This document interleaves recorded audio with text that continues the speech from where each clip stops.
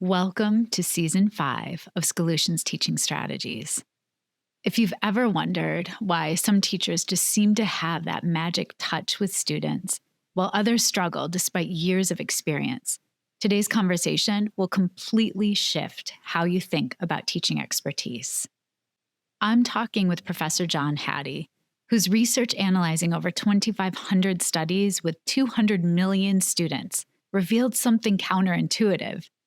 After 5 years, there's virtually no correlation between teaching experience and teaching effectiveness. So, what separates expert teachers from everyone else then? Here's where it gets interesting and maybe a little uncomfortable. Expert teachers are what Hattie calls nosy. They're obsessed with understanding not just whether students got the right answer, but how they're thinking. They constantly ask themselves 3 essential questions. What did I actually teach well today? Who did I really have an impact on? And how do I know the effect was significant? One expert coach Hattie worked with reduced his feedback by 80% while making it 80% more effective. What's the secret? He stopped trying to correct everything and focus solely on information that his students could hear, understand, and act on to get better. And let's remember, this isn't about beating yourself up as a teacher. It's about recognizing that the qualities of expertise are already within you. You just need to know how to access and develop them. And that starts with getting comfortable being curious, even nosy, about your real impact on student learning. Let's jump in. This is Schoolutions Teaching Strategies, the podcast that extends education beyond the classroom. A show that isn't just theory, but practical, try-it-tomorrow approaches for educators and caregivers to ensure every student finds their spark and receives the support they need to thrive. I am Olivia Wall, and I am humbled, I'm honored, and frankly, I am beside myself that I have the privilege of being in conversation with Professor John Hattie today. Let me tell you a little bit about John. Professor John Hattie is an influential educational researcher known for his groundbreaking visible learning research. It's a synthesis of over 2,500 meta-studies covering more than 200 million students. This project identified what works best for learning in schools. John, your books have been a beacon for me, for other coaches, educators all over the globe, and a book I lean on often. I have it right here. Visible Learning for Teachers, Maximizing Impact on Student Learning. And I have shared with you that I want every teacher to be able to hone and recognize their own qualities of expertise, because I believe every teacher has them. 2 videos I use often of yours. One is a TED Talk you gave in November of 2013, and it's called Why Are So Many of Our Teachers in Schools Successful? I want everyone to see this talk that you gave. And then another video, it's a 4-minute video of goodness. It speaks to what visible learning is and feedback, but something you say every time I watch this video, teachers gasp and they write down word for word. And you say, it's not so much about what teachers do, it's how they think about what they do. So that's what we're going to talk about today. And I just can't thank you enough for taking the time to have this conversation. Welcome. Thank you, Olivia. It's a pleasure. I love talking about the stuff. So thank you for doing this. And also the fact that you have awakened at 6 a.m. to have this conversation speaks volumes of how important it is to you. So I'm grateful. Let's jump in and just talk about the chapters I lean on the most in visible learning. Chapter 3, around teachers being the major players in the classroom, as well as chapter 7 around feedback. And when I think about the idea of what makes a teacher an expert in your mind, I'd love for you to identify that, and then we'll kind of tease that out over the conversation. So, what makes a teacher an expert for you?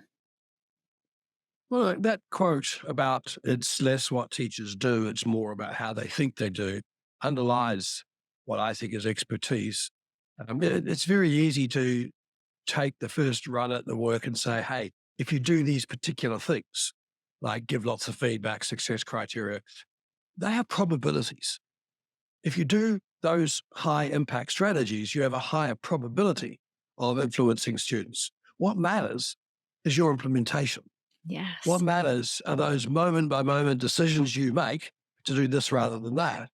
Like I worked for the National Board for Professional Teaching Standards for many years when I was living in the US. And one of my jobs was to review all the videos of the best teachers across the country. And you could see two teachers doing exactly the same thing, same methods, same book, same strategies, but one had an incredible impact and one didn't. And it's those ways of thinking. And so what we've been doing is trying to formulate and identify them, and we call them mind frames, ways of thinking. And we have identified 10 of them. Um, I'm sure there's more, but trying to get to the big ones. And there's actually one repeated 10 times, Olivia, and that's the first one. When you walk into a classroom and you say, my job here today is to evaluate my impact, the students are the beneficiaries. Now that begs the question, well, what do you mean by impact? Yes. And for us, it's not necessarily only achievement, even though that's in the equation. It is progress to achievement. It is that sense of belonging. Like the biggest predictor of adults' health, wealth, and happiness is not achievement at school. No. It's the number of years of schooling. So is your class an inviting place that students want to come back to?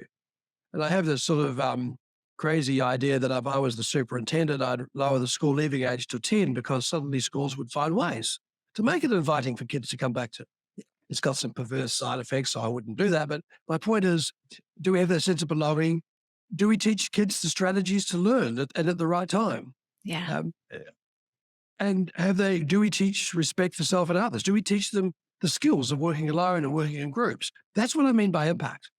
And then what I would argue highly effective teachers do is they continually monitor their teaching to improve that impact. Yes. We have others like every time you do an assessment, if you don't learn yourself what you taught well, who you taught well, and how much, then the assessment probably isn't that much worth it. And that's the point of assessment. Do you engage in an appropriate balance of dialogue and monologue?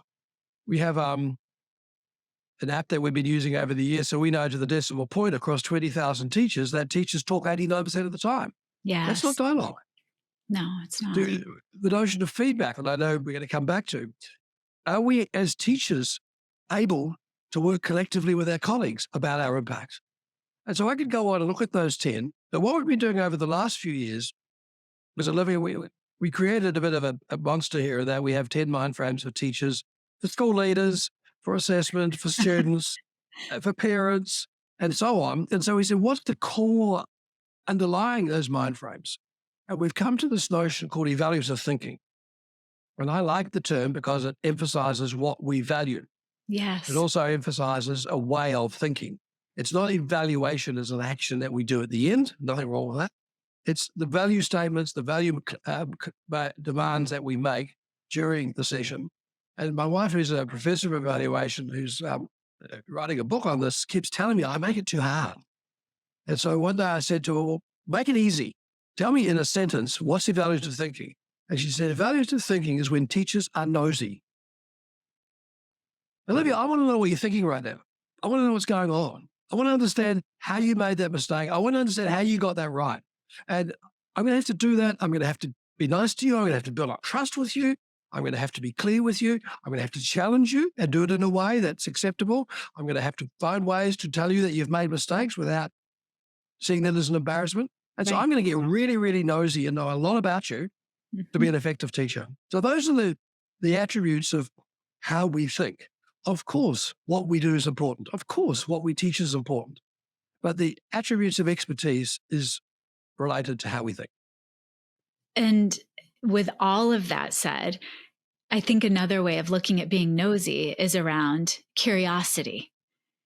I think passion and curiosity are just invaluable from the child as a learner, but also for the grown up that is facilitating instruction in the class. And what's interesting to me as I've unpacked the work is you differentiate between expert and non-expert at times, but there's also the word experienced that gets bounced around a lot.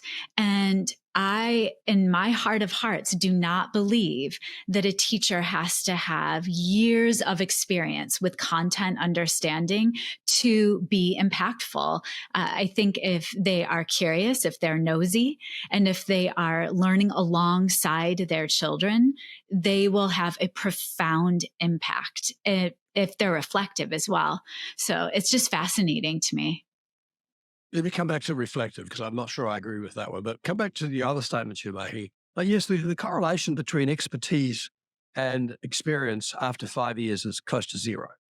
And of course, you can see that expertise even in first, second, third, fourth, fifth year teachers. Not as much, but you can see that. Um, we did a kind of an accidental study a few years ago where we had data on about 1,000 adults who identified their best teacher and why. And when we analyzed that, it came down to two major reasons. The first one is the one you've just said. They turned you onto their passion. And the second one was, and it was an and/or they saw something in you didn't see in yourself. Expectations. Let me comment on the reflection one, because that's one I'm not so sure about. Like, Graham Nuttall did some pretty impressive work, very systematic work in classrooms every day of the year for years and years. And one of his findings was 80% of what happens in your classroom you don't see or hear. So I worry about reflection being teachers reflecting on the 20%. I worry about reflections like at 6 o'clock for me this morning. I got up, I looked in the mirror, I saw what I saw. Not that kind of reflection. If reflection is you go like Alice in Wonderland through the mirror and see how others see you, see how your students see you, see how your colleagues see you, that makes the difference. And like in our implementation work, we argue that it's a sin to go in a class and watch a teacher teach.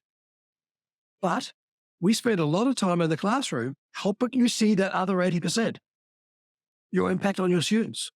Okay. And so I worry about reflection. I know what you're trying to get at, and I try to get at the same thing. I haven't come up with maybe you can help me come up with the best word here. I want teachers to look at themselves. Like, I don't know about you, Olivia, but as a teacher, I have very strong bias towards self-confirmation. I look around the room to a student asking a question, and I assume when they ask a question, all the students would have asked that question, and all the students understand the answer. That's bias. That is not. And if I reflect, oh yeah, I'm good at asking questions. Well, no, I might be good at asking questions, but I'm not very good at hearing the right questions. I'm not very good at hearing the right answers in terms of the students understand it. So help me here, not reflection, please, but something more about self-critique. Well, and I wonder too if it comes down to using student work more. And so, right, I think that is where the heart of this also is, because if it's not cognitive, what we're hearing students say, what they're writing down engagement wise, then we really have no idea what our impact is. So if we use student work, that's a glimpse, but the students have to trust us. They have to be willing to take risks to put themselves out there on paper and not play the guess what I'm thinking game of what do you want the response to be? Because we have many compliant students. I don't want compliant students. I want kids that push back, that question me. And so I think that vulnerability as educators, when I say reflective, what I'm speaking more to is, when do I take the time every day to ask, how do I know if my impact was on what it was on children? So it's that moment of pause every single day throughout the day as an educator, as a coach, for our leaders to say, what was my impact today? I call the word visible learning. And, the criticism is correctly, learning isn't that visible. It's over here. Yeah. But the reason I called it that is because I want that to be more visible. The Yes. students are desperate to know, Olivia, how did you do that? Yeah. And you know, we as even adults, even as teachers, we don't have a very good vocabulary about how we think. Right. But every day your students are saying, how did you do it? And we tell them, and that's nothing wrong with that. But that's all we do.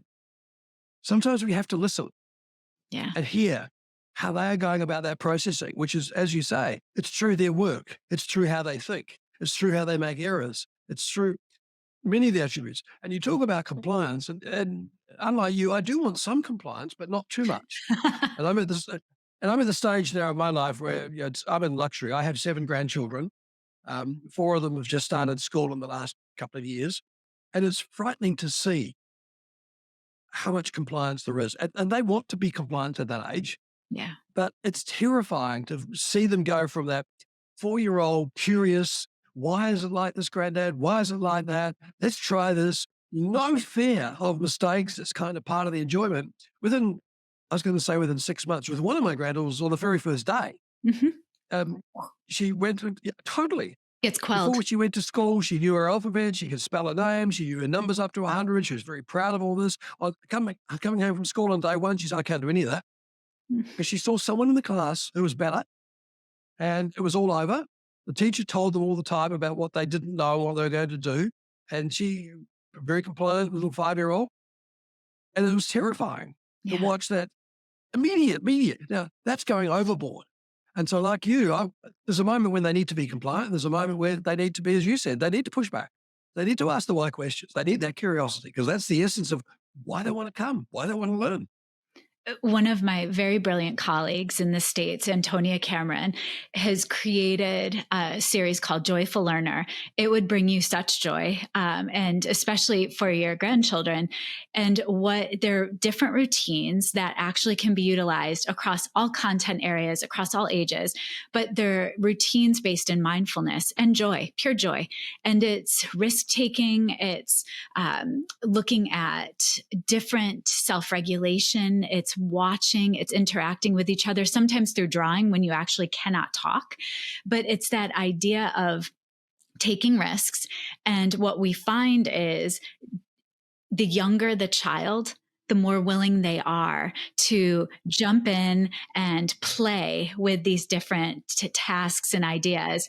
And then scarily, as the adult, everyone's looking around the room to say, oh, I don't want to give the wrong answer. That's too scary to me. So I think that that idea of parallel practice, the Yes. grown-ups in the building, not just within a classroom, Yeah, that you have to model that behavior, that willingness to question, to be curious, and to totally. not always be right. And I do believe there are ripple effects for Well, it's the colleagues. same. It's the same when you supervise a PhD thesis. Yeah. If you had joy and fun in your PhD, it reflects, and the students can pick that up. Now, there is something I don't want to raise though, because joy is important, but as Dan Willingham has pointed out, learning is hard work. Learning is tough. Learning is sometimes a grind, and it's hard to call that joy. But the argument we make is that we have to engage those students, and particularly those practices that consolidate learning, in a way that they see its impact, Yes. and therefore they are prepared to do it. Because it's just not joyful. Like if you have to sit down and edit something or mark an assignment, sometimes it's just hard work. Sometimes it's hard to use the word joy. But I know as an academic, marking assignments was the thing that was the least joyful for me. But I had to do it, and I Right. had to focus, and I had to concentrate. And so I worked out, strategies. At the end of 5 ones, I'd allow myself to go and get a coffee or go and do some crossword or go and outside or whatever. And so I was very behavioral modifying of my behavior because I knew it was important, but it Yes. wasn't enjoyable. And so Right. there's that side of what we have to do as teachers too. Teach the kids that there are times where they just have to grind, they have to overwork, they have to pour into it. It's kind of like my career. I spent 30 or 40 years as a coach of cricket, not very popular in the US, but um, as Robin Williams said, it's baseball on Valium. And in that sport, you have to overlearn things because In the game, I don't want them to think. I Flow. want them to automatically do something. When they see the ball coming down in this particular position, I want them to automatically go into the square cut because you haven't got time to think in the real game. And it's kind of ironic, isn't it, that in classrooms, we are successful when the kids don't know they're successful. Yes. Yes. Well, and you're also speaking to flow though. And so Yes. something to be said with these routines I just mentioned is it's taking 3 to 4 minutes to do exactly what you just said you do for yourself as self-regulating learner. It's grabbing a cup of coffee. It's going for a walk. This is actually clearing the mind. And so flow starts to happen and then you can do the hard work. But if you're stressed, if you're looking for a dopamine fix because of a device, you're not going to be able to focus on that hard work. So that's kind of interesting. A recent article come out by Ken Coninger, which I think was quite stunning, where he showed across 1.3 million kids that no matter what your ability, we all need 5 to 7 opportunities to learn something before we learn it. And it repeats what Graham Nussbaum showed about 30, 40 years ago. And one of my worries in classrooms is many kids get one chance. That's it. And that's it. And so how do you, as a teacher, make 5 to 7 opportunities to learn something joyful? It's hard work, but it's the right work. Yeah, I concur. And then I also think it's critical, parallel practice again, that teachers do their own assignments that so they can see the learning through their children's eyes. So what in your meta study analysis in your work, how can we help teachers develop that empathetic capacity to be able to see their students? And the empathy is the core notion, and it's, can you stand in the shoes of students? And I want to focus it around the 3 impact questions. What did you teach well, and what did you not teach well? And so that requires you to hear it through the student's voice. It requires you to see it through the student's work. It requires you to be observant and engage in that evaluative thinking. The second one is, who did you have impact on and who did you not? Like every single class, some kids get it, some kids don't. And it's not necessarily a function of prior ability. It helps, but it's not just that. And what does it mean to get it? Which is why we're so obsessed about making the success criteria transparent up front. The student shouldn't have to guess what the teacher wants. And again, I'm watching one of my 7-year-olds at the moment. She thinks what the teacher wants is pretty, long, and neat. And then she gets reinforced for that. Yeah. And I keep saying to her, no, but tell me about how you're thinking. No, Granddad, look what I did. And I've got pictures sitting on the desk here that they did on Monday when they all came down, and they're very, very proud of it. But I want to know what was going on, what they were aiming for. I'm very nosy. Yes. And sometimes they back off and say, no, look at the picture. And I can look at the picture and I can see it, but what's going on here? So the second question is, who did I have an impact and who did I not? And the third question is, how big was the effect? And that's one of the hardest ones, but looking at students' prior work and then looking at their subsequent work, if you can't see the improvement, you can't answer that question positively. No. Now, here's the hard one though, Olivia. Now, one of the tasks we do, which requires incredibly high trust, is bring along 2 pieces of student work, say 2 months apart, and have a discussion, is that 2 months growth? And having sat in those workshops, sometimes I'm convinced that the work 2 months later is not as good as the work at the beginning. It has to be called. Yeah. Otherwise, that teacher's going to go back and think that cruising is okay. Just doing the work's okay. And it's a tough call. And this is why the work is so hard. I need to understand, Olivia, how you think. I need to have judgments. It is so much easier for me to watch you teach us, oh, you could have done a bit more of that because I would have done that, or you could have done that, or whatever. Yeah. But going that next step and looking at those 3 questions. So in terms of your query about what strategies, it relates to helping teachers see their impact about what, who, and how much. And I would even add to that, what has been insanely helpful for the teachers and other coaching colleagues I'm working with, we've looked at Chapter 7, Visible Learning, around feedback, the 4 levels of feedback. Because what I find is in the elementary buildings in the States, teachers They confer often with students. They are asking questions.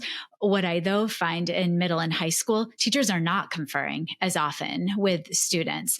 And so if we look at the task process or task product level, the process, look at self-regulation leading to self, that has been so illuminating for educators to pause and ask themselves, what are the levels of questioning I'm even engaging it with students around? So that's been very, very interesting work. And just using that as a spin, one of the interesting things for me at the moment is looking at the skills needed to use AI. And the first one is questioning, probative questioning. And when I look at the evidence, we do ask as teachers, 150, 200 questions a day that require less than 3-word answers. But what's fascinating is how many questions does a class ask about their work they don't know the answer to? They're ruling out things like, can I go to the toilet? What page am I on? The answer's two. And so questioning is what teachers do. And kids know that every question a teacher asks, they know the answer to. So they think that's what questioning is. And that Yes. is not what questioning is when you use AI. If you ask AI the wrong question, it will give you an answer that looks good, but you've asked the wrong question. And I keep reminding people the main program people know about is GPT. It's about a chat. It's about a discussion. It's about a series of questions and answers. It's about evaluating quality. Like, who's in charge of quality control in the classroom? Every kid will tell you it's the teacher. With artificial intelligence, it has to be the user. And so I think that you're raising this thing about questioning, and I'm absolutely 100% behind you. But sometimes we forget that the quality of the students' questions, as skills in which they have to ask questions, is a better indicator of our impact about questioning than the answers kids get. Oh, that is absolutely huge what you just said. And so just to then think, how are teachers gathering the questions that students are asking? Because that would be so insightful as to their level of understanding, I think, as Yes. well. And I have to even process what you just said, because that's really big. That's big. But I'm a bit, we're about 30 minutes into this now. We haven't mentioned one thing that we touched on before we started this here. Yeah. I have not worked in a school yet. And we've worked in 10,000 schools over the last 10 years.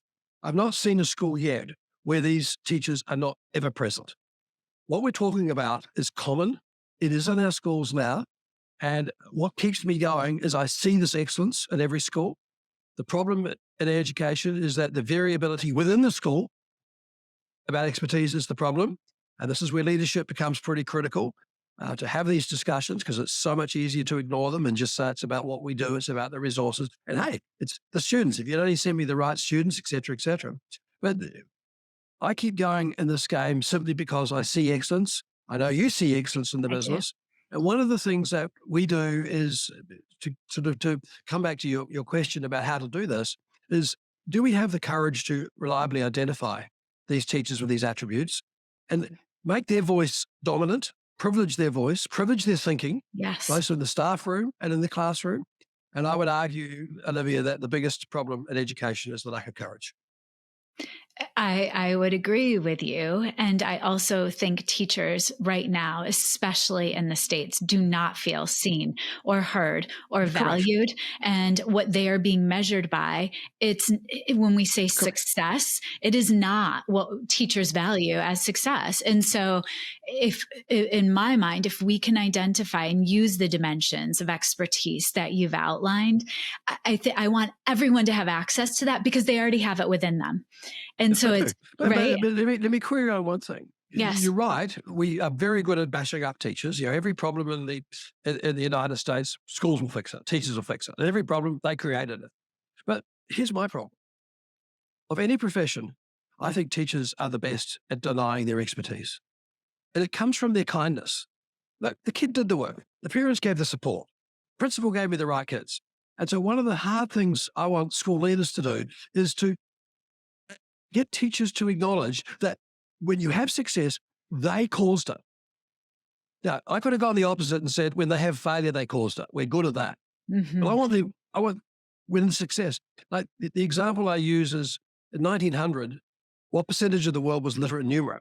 14%. In 2000, what percentage of the world was numerate and literate? 86%. And the question asked is why? Why, Olivia, do we go from 14 to 86% in one century? Surely that's got to be the hallmark of the 20th century. It's dramatic. Right. Why?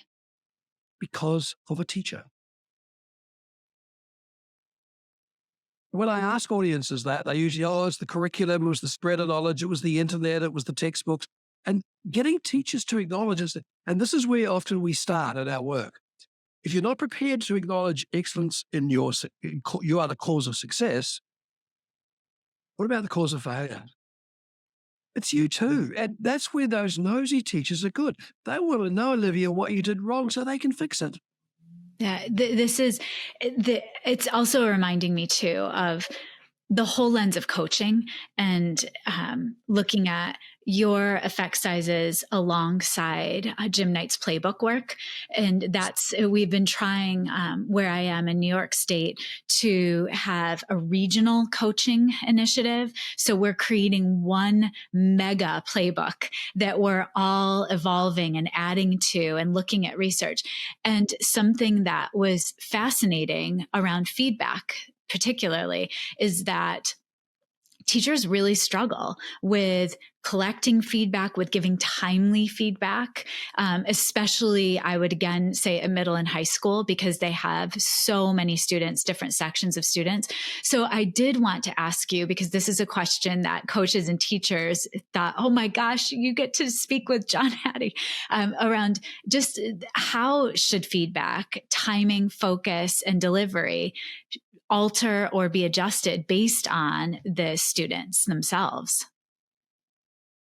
Yeah, like feedback is one of the more powerful influences. And yes, a third of our feedback is zero and the negative. Right. And so it is a tough one. And what we've been trying to do is understand that variability. And for example, when we ask teachers about what they mean by feedback, they talk about making corrections, making connections, giving commentary about the work, giving critique. But when you ask students, they have one answer that's none of those. Feedback to students is about how can I improve? Kids are improvement agents. And if they don't get improvement feedback, they will argue. And they'll actually, I've sat kids waving pieces of paper of feedback because teachers give lots of feedback. And they'll say, I got no feedback. And what they mean is I got nothing to help me improve. Yes. And so one of the most powerful things about feedback is to ask, is there improvement information?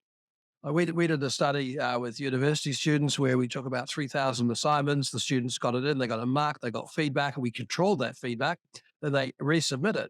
Those students who went up on the resubmission was almost entirely a function of whether there was improvement feedback as opposed to correction. Now, don't get me wrong, there's nothing wrong with correction. There's nothing wrong with telling students where they're going and how they're going. It's the credibility. But students are feedback engines. The second thing, and this is a mistake I made in my own research, is we keep focusing on the questions you said. How do we increase the quality, the quantity, the timeliness? And we forgot. It's all about the student's interpretation. And so effective feedback is feedback that's heard, understood, appraised, and activated. Yes. And so a simple way is, spend all your Sunday writing all your comments, give it back to your students, wait a day so it's not just short-term memory. Then ask your students to jot down some bullet points of what they understood by the feedback you gave them. Olivia, it's very sobering. A lot of kids, there's nothing. So why did you waste Sunday? And so what I want you to do is to spend a lot more time listening to the student's interpretation. Like this year, Janet and I have 40 years of being together. It's wonderful. Congratulations. The reason for success is I'm the world's best selective listener. I know when she gives me feedback, it costs. I have to do it again. And like many of your students, they have learned it's easier not to hear it. Yeah. And so when I get a C on my assignment, I say, oh, I did well. I got a C, I passed. I should be saying, how do I get better? And I want feedback from you, Olivia, that helps me get a B and an A before the assignment. So feedback, focus on, is it improvement focused? Listen to the students, whether they hear it, whether they understand, whether they can activate it. And then that's what you maximize. Like, interestingly, we're doing quite a bit of work with expert level coaches. In fact, I'm doing a session today with FIFA in Switzerland with their expert coaches. And one of the teams that we work with here in Australia, which is a high profile team, the coach argues that over the last 5 years since he started this work with us, he has reduced feedback by 80% and increased its effectiveness by 80%. Huh. And don't think that more is better. That's It's what is yes. understood. No, John, we just did this with a class of middle school students. It was so fascinating. It was testing time coming up, and we gave the students different samples of writing because test preparation is abysmal. No one really enjoys it. So we wanted to actually make it purposeful for a learning lab. We gave the students all different samples, different 1, 2, 3, 4 scores, and we asked them to offer feedback to the writer that would be improvement-based feedback. And we did this over a couple of different days. The first time they were offering feedback, it was great job. It felt very praise based. And so then we coached around, wait a second, what does this writer know to do next based on great job or I like this? And so it also uncovered the lens of teachers do want to make students feel good. And yet we know praise can be very dangerous as well. So I'd love for you to speak to that because that was gobsmacking to some of the teachers that we've been doing this work with. Look, Olivia, I'm happy for you to spend the next half hour praising me. We all love praise. And our argument is there's nothing wrong with praise at the right time. The Yes. problem is that when you're in a feedback situation about the work, about how we think and about what we do, praise can dilute it. Like if I say to you, Olivia, that the question you asked half an hour wasn't appropriate, it wasn't fine enough, blah blah blah, but I really enjoyed what you're doing, etc. Then I come back to you 2 days later and say, tell me about the feedback that he gave you. It's no surprise that you remember the good stuff. It dilutes. Now, I don't want anyone going away saying we have to be horrible to kids. It's not like that at No. all. Praise is a form of motivation. It's Right. okay. Yeah. But I just want you to separate it. What you just told me there is so powerful. Like teaching students how to give feedback really helps us understand our notions of feedback. Yes. And when kids say, that's good, you did a great, tell me more about this. And you say to them, well, how would you feel if you got that information? It's really, really powerful. And I just think now I take a line that I don't think kids have any right to do any marking of the work. But I do also take the line that one of the best ways to help them and teaching them to give feedback is make sure up front they know what an A looks like. Give them worked examples, give them a rubric, make it clear.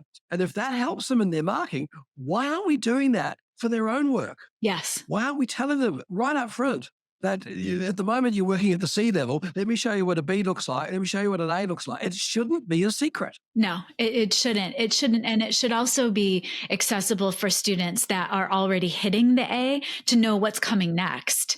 Because that idea of improvement, we focus so heavily on our striving students that we also need to support students that are already thriving. Your granddaughter, for example, going into kinder, already knowing all this information, she should be supported and enriched as a learner just alongside all other students. So I think that's fascinating.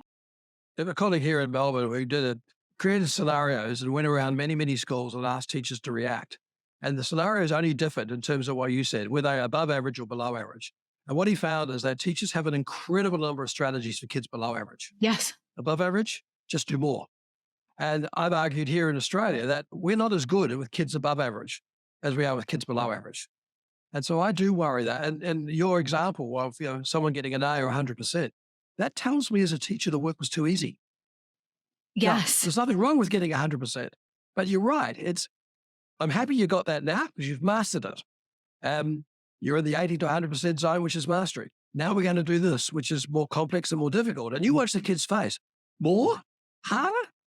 Yes. Well, that's what we have to turn them on to, that joy of learning. Mhm. It is hard work. And so, yes, nothing wrong with getting 100%, but I do worry that we're not as good as those kids above average as we think we are. Like in my language, they cruise.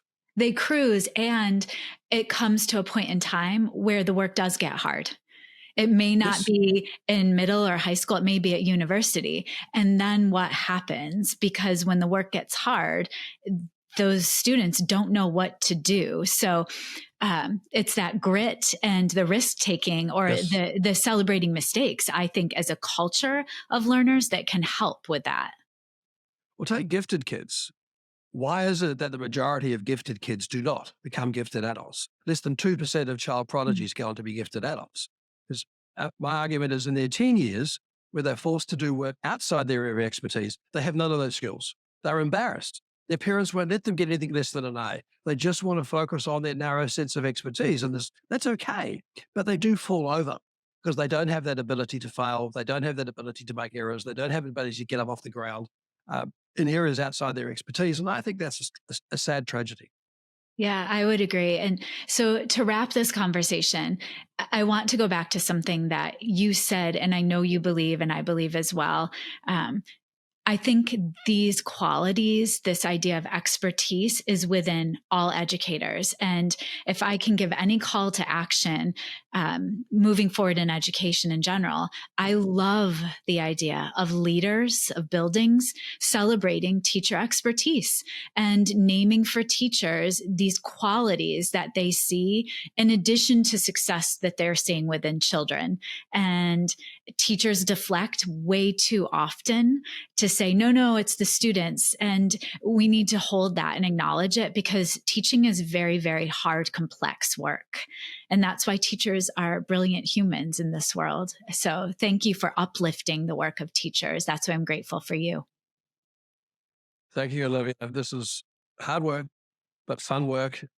It's joyful, but it does mean that we have to continually look at how those teachers are thinking. Absolutely. Thank you, and take good care, John. Schoolutions Teaching Strategies is created, produced, and edited by me, Olivia Wall. Thank you always to my older son, Benjamin, who created the music playing in the background. You can follow and listen to Schoolutions wherever you get your podcasts, or subscribe to never miss an episode and watch on YouTube.